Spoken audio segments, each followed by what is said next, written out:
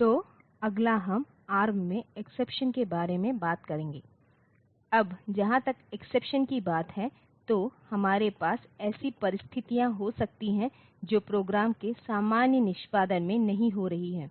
इसलिए जब प्रोग्राम को निष्पादित किया जाता है और उन सभी की तरह जो वे नहीं हो रहे हैं, लेकिन ये कुछ असाधारण स्थितियां हैं, तो 8085 और 8051 के बारे में चर्चा करते हुए हम इंटरप्ट के बारे में बात करते हैं। तो यह मूल रूप से उन एक्सेप्शन के समान है जिन्हें हम यहां कहते हैं। इसलिए वे सभी एक्सेप्शन स्थितियां हैं। इसलिए वे विभिन्न स्थितियों से हो सकते हैं, जैसे एक यह है कि निर्देशों के निष्पादन के माध्यम से तो कुछ निर्देश निष्पादित किए जाते हैं और इसके परिणामस्वरूप एक्सेप्शन उत्पन्न हुआ है, जैसे सॉफ्टवेयर इंटरप्ट। तो हमें यह SWI निर्देश मिला है, या इंटेल परिचित प्रोसेसर 8085 के लिए हमें RST मिला है, हमें 8086 में INT निर्देश मिला है। तो उन्हें सॉफ्टवेयर इंटरप्ट कहा जाता है, और जब वे होते हैं तो कुछ विशेष सेवा को लागू करना होता है। इसलिए प्रोसेसर को यूजर मोड के ऑपरेशन से प्रिविलेज्ड मोड पर स्विच करने की आवश्यकता है, ताकि रूटीन के लिए यह ऑपरेटिंग सिस्टम उस मोड में चले। तो यह एक सॉफ्टवेयर इंटरप्ट है। तो यह एक स्रोत है। दूसरा स्रोत अपरिभाषित निर्देश है, जैसे कि जब प्रोसेसर निर्देश प्राप्त कर रहा है और उन्हें निष्पादित कर रहा है। तो अगर ऐसा होता है तो उस निर्देश के ऑपकोड भाग का हिस्सा है जो प्रोसेसर को मिला है, वो प्रोसेसर या कोप्रोसेसर के किसी भी ज्ञात ऑपकोड से मेल नहीं खाता है। तो कोप्रोसेसर का मतलब है कि कई बार हमें कुछ अतिरिक्त प्रोसेसर की जरूरत होती है जो प्रोग्राम को निष्पादित करने में मदद करता है। जैसे कि हमारे पास कुछ अतिरिक्त प्रोसेसर हो सकते हैं जो फ्लोटिंग पॉइंट ऑपरेशन करने में मदद करेगा। इसलिए जब भी फ्लोटिंग पॉइंट ऑपरेशन पाए जाते हैं तो इस कार्य को कोप्रोसेसर को दिया जाता है। तो हम उन्हें बाद में देखेंगे। तो यह अपरिभाषित निर्देश का मतलब है कि वे निर्देश ऑपकोड जो इसे मिला है, ना तो प्रोसेसर का ऑपकोड है और ना ही किसी भी कोप्रोसेसर का ऑपकोड है जो इसके पास हो सकता है। तो वह एक शर्त है, और एक स्थिति मेमोरी एबॉर्ट है। मेमोरी एबॉर्ट का मतलब है कि यह मेमोरी से सामग्री प्राप्त करने की कोशिश कर रहा है, लेकिन कहते हैं कि मेमोरी लोकेशन उपलब्ध नहीं है।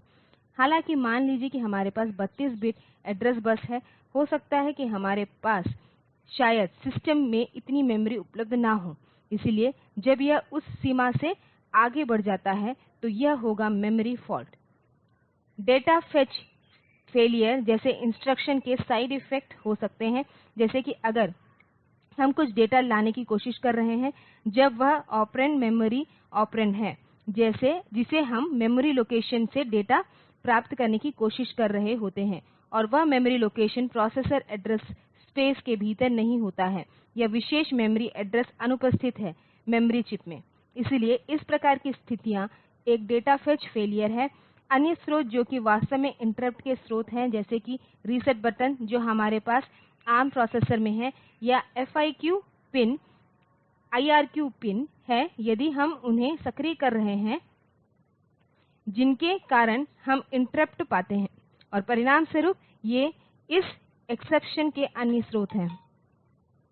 इसलिए इन सभी एक्सेप्शन के साथ ऐसा होता है कि यह एक प्रोसेसर है जो प्रिविलेज्ड मोड में स्विच करता है। इसलिए यूजर मोड से यह प्रिविलेज्ड मोड में जाएगा, या तो यह सिस्टम मोड में जाएगा। यह इस तरह के FIQ मोड IRQ मोड में से एक में जाएगा। तो यहाँ 6 अलग अलग मोड हैं जो हमने पहले देखे हैं। तो यह प्रिविलेज्ड मोड में से एक में जाएगा। PC 4 का वर्तमान मूल्य लिंक रजिस्टर में सहेजा जाएगा। तो PC 4 का वर्तमान मूल्य अगले निर्देश है। हर निर्देश 4 बाइट लंबा होता है। तो PC 4 यह अगला अनुदेश पता लिंक रजिस्टर में सहेजा जाएगा। फिर CPSR रजिस्टर वैल्यू को उस प्रिविलेज्ड मोड के SPSR में कॉपी किया जाएगा। इसलिए ऑपरेशन के प्रत्येक मोड के लिए कई SPSR रजिस्टर हैं। तो यह CPSR मूल्य SPSR रजिस्टर पर कॉपी किया जाएगा। IRQ इंटरप्ट को अक्षम कर दिया जाएगा। तो और यदि एक्सेप्शन FIQ के कारण होता है तो FIQ इंटरप्ट भी अक्षम है। इसलिए आपको इंटरप्ट सर्विस रूटीन में इंटरप्ट को अलग से सक्षम करने की आवश्यकता है ताकि उन इंटरप्ट को फिर से प्रयोग करने योग्य बनाया जा सके। और प्रोग्राम काउंटर को कुछ एक्सेप्शन वेक्टर एड्रेस के साथ लोड किया जाएगा। तो ARM के मामले में सभी इंटरप्ट वेक्टोरेड इंटरप्ट हैं, इसलिए उनके एड्रेस तय हैं, वे हार्डवेयर द्वारा परिभाषित किए गए हैं। टारगेट एड्रेस यह ISR होगा, वह पता तय है। तो प्रोग्राम काउंटर वाले प्रोसेसर को वह मान मिलेगा और एक्सेप्शन निष्पादन शुरू हो जाएगा। तो यह ऑपरेशन का क्रम है जो तब होता है जब ARM प्रोसेसर में एक्सेप्शन होते हैं। तो आगे हम देखते हैं कि वेक्टर तालिका, जैसे कि मैंने कहा कि ये सभी एक्सेप्शन वेक्टोरेड इंटरप्ट हैं। तो यह रीसेट मोड है जो स्विच करता है, सुपरवाइजर मोड में है और प्रोग्राम काउंटर वैल्यू सभी 0 हो जाता है, इसलिए यह मेमोरी के पहले स्थान पर आता है। तो उस स्थान से हमारे पास ऑपरेटिंग सिस्टम के आवश्यक भागों को माध्यमिक मेमोरी से मुख्य मेमोरी में लोड करने के लिए OS कोड मिल सकता है। तो यह एक रीसेट मोड है। फिर एक अनडिफाइंड इंस्ट्रक्शन मोड है, इसलिए अनडिफाइंड इंस्ट्रक्शन एक्सेप्शन यदि ऐसा होता है तो यह पते 4 पर ब्रांच करता है, इसलिए यह पता 4 पर जाता है। इसलिए आप देखेंगे कि 2 ऐसे मोड के बीच हमें केवल 4 बाइट्स मिले हैं।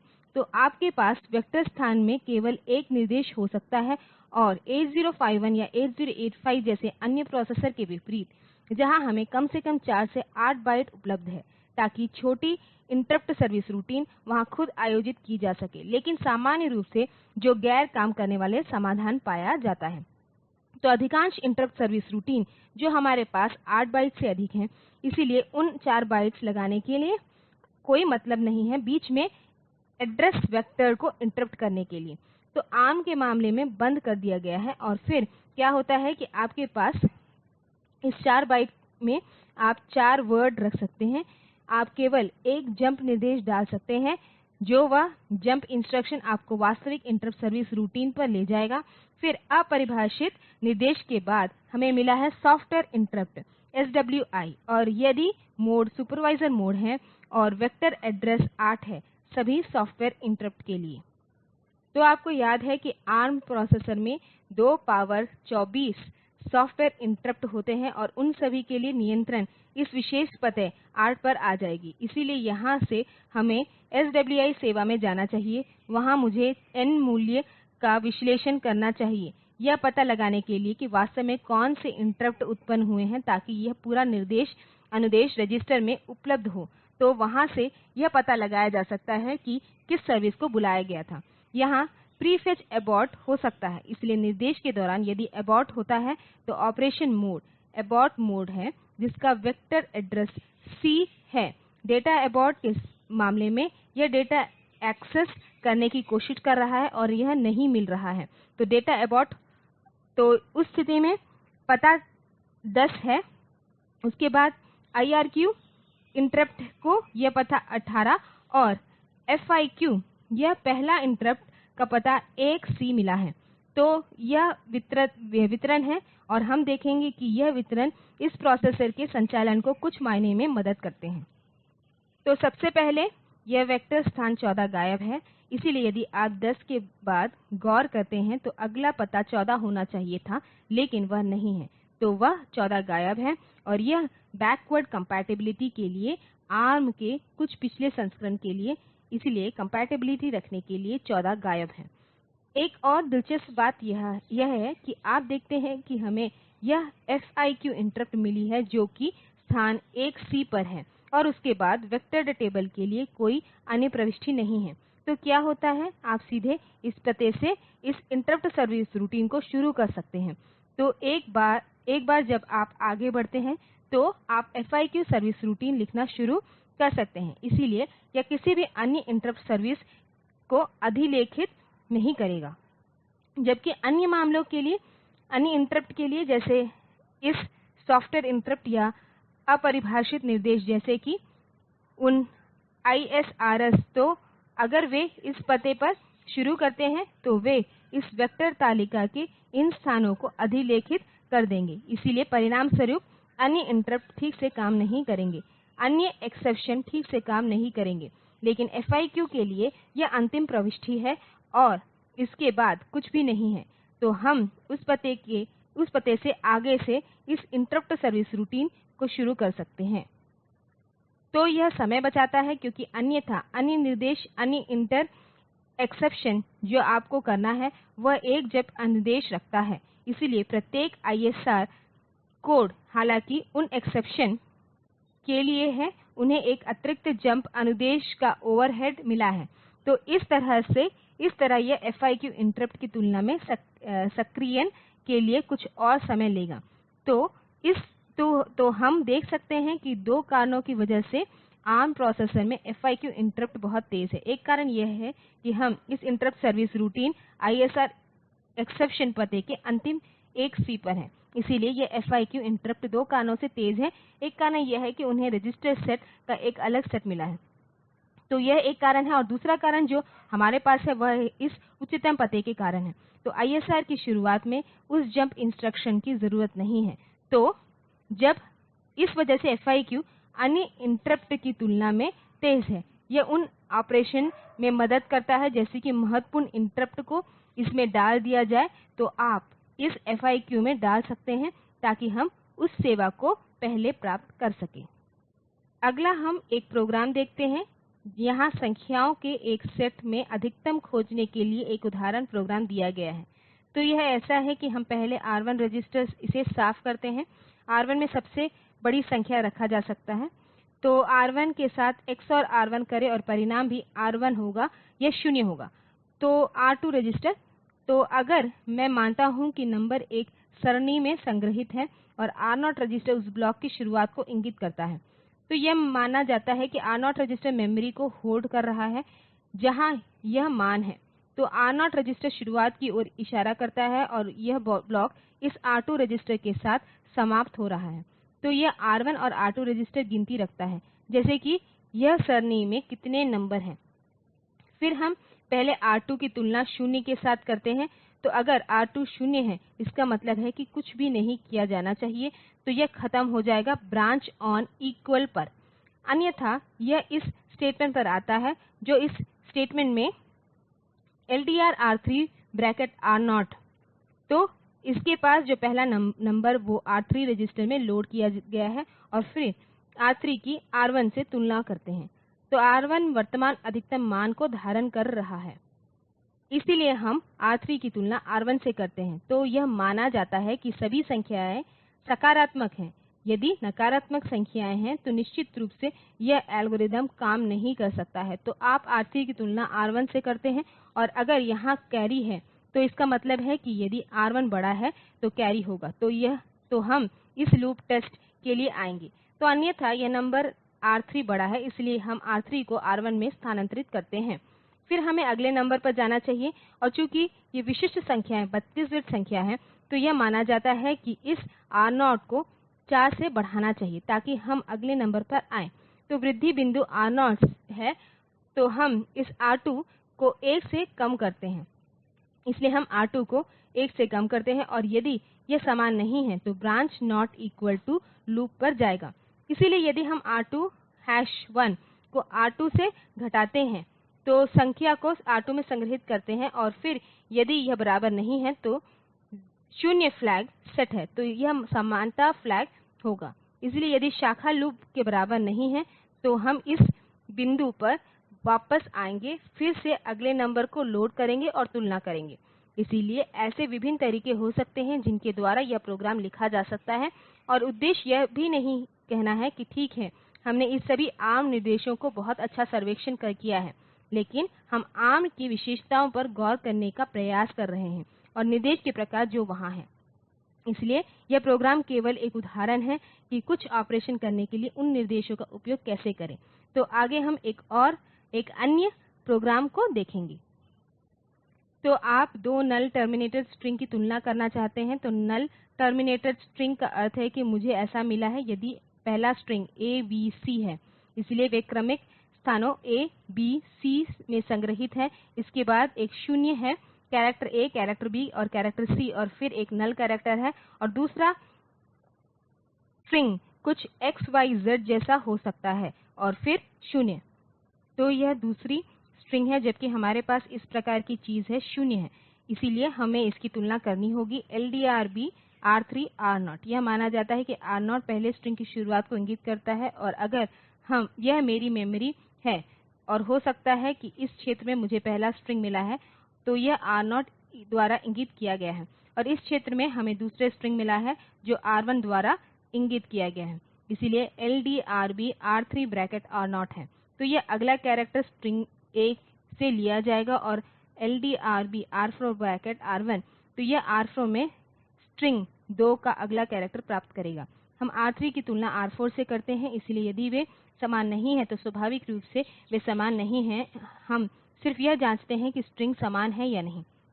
इसलिए यदि वे समान नहीं हैं तो हम इसी स्थान पर आते हैं, और यह R2 में ऋण 1 ये कहने के लिए कि वे मेल नहीं खा रहे हैं। यदि पहले 2 कैरेक्टर वे समान हैं तो हम अगले कैरेक्टर के स्थान तुलना करते हैं। इसलिए यह प्रयोजन के लिए R0 को 1 और R1 को 1 द्वारा बढ़ाया जाता है। वे अब स्ट्रिंग के अगले 2 कैरेक्टर की ओर इशारा कर रहे हैं, और फिर हम शाखा 2 के भीतर तुलना करते हैं, और BAL हमेशा शाखा है, तो यह इस लूप में आता है, और फिर R3 में अगले कैरेक्टर B और R4 में दूसरे स्ट्रिंग के अगले कैरेक्टर को डालेंगे और तुलना करेंगे।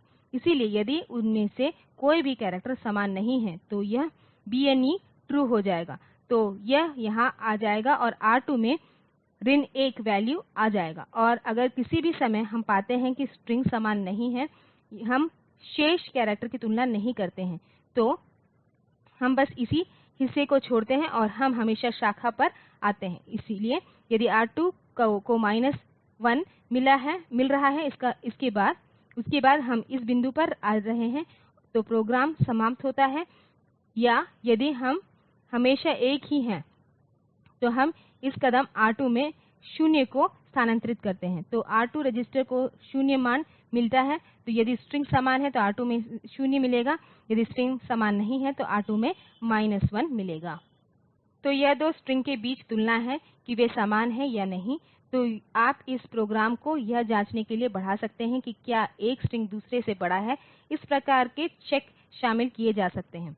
तो अगला हम ARM के उन्नत प्रोसेसर को देखते हैं। जैसे मैंने कहा है कि ARM प्रोसेसर वे कॉर्टेक्स परिवार के प्रोसेसर हैं। इसे ARM कॉर्टेक्स में विकसित किए गए हैं। तो यह 3 अलग अलग परिवारों में विभाजित है। तो एक कॉर्टेक्स ए परिवार है, तो यह सर्वर के लिए है, या आप कह सकते हैं कि यह एप्लीकेशन प्रोसेसर के लिए है, अपने नए ऑपरेटिंग सिस्टम का समर्थन करने के लिए। तो यह मूल रूप से कम्प्यूटेशनल काम के लिए, यदि आप बहुत सारे कम्प्यूटेशनल सर्वर जैसे अनुप्रयोग करते हैं तो वहाँ इस कॉर्टेक्स ए श्रृंखला के प्रोसेसर का उपयोग किया जाता है। फिर एम्बेडेड प्रोसेसर और real time application, signal processing और कंट्रोल एप्लीकेशन के लिए हमें प्रोसेसर के कॉर्टेक्स आर श्रृंखला, और माइक्रोकंट्रोलर उन्मुख अनुप्रयोग और प्रोसेसर के लिए हमें यह कॉर्टेक्स एम श्रृंखला मिली है। तो यह माइक्रोकंट्रोलर और सिस्टम ऑन चिप के जैसे एप्लीकेशन के कॉर्टेक्स एम श्रृंखला प्रोसेसर की वकालत की जाती है। इसलिए कॉर्टेक्स एम प्रोसेसर वे हमारी चर्चा में के अधिक करीब हैं। तो हम उन कॉर्टेक्स एम प्रोसेसर पर गौर करेंगे। तो cortex M processor register set एक समान है, जैसे कि R0 से R15। उसके अलावा हमारे पास PSR program set register, CPSR, SPSR है। क्योंकि कॉर्टेक्स एम का पूरा असेंबली लेवल प्रोग्रामिंग सीखना मुश्किल है, तो उन्होंने क्या किया है, इसलिए उन्होंने बहुत अच्छे सी कंपाइलर विकसित किए हैं, ताकि आप अपने विनिर्देश सी भाषा में लिख सकते हैं, और फिर इस कंपाइलर के माध्यम से आप इस कॉर्टेक्स प्रोसेसर के लिए कोड उत्पन्न कर सकते हैं। फिर स्टैक आधारित निष्पादित एक्सेप्शन मॉडल है, इसलिए जब भी कुछ एक्सेप्शन होता है तो इन मूल्यों को स्टैक में सहेजा जाता है। तो स्वचालित रूप से यह रजिस्टर मान बच जाएगा, और केवल 2 प्रोसेसर मोड हैं, एक यूजर मोड और दूसरा थ्रेड मोड है। तो उच्चतर यह होगा, यूजर कार्य निष्पादित किया जाएगा, और ओएस कार्यों और एक्सेप्शन के लिए हेडर मोड है। तो यह 6 मोड के बजाय हमें केवल 2 मोड मिले हैं, और वेक्टर टेबल में उन एक्सेप्शन के पते होते हैं। तो कॉर्टेक्स M3 में हमें यह नॉन प्रिविलेज्ड मोड, या यूजर मोड, या प्रिविलेज्ड मोड, या ओएस मोड मिला है। फिर ऐसा होने पर नॉन प्रिविलेडगेड मोड में यह एप्लिकेशन कोड चलेगा और प्रिविलेडगेड मोड में हमारे पास सिस्टम कॉल होगा।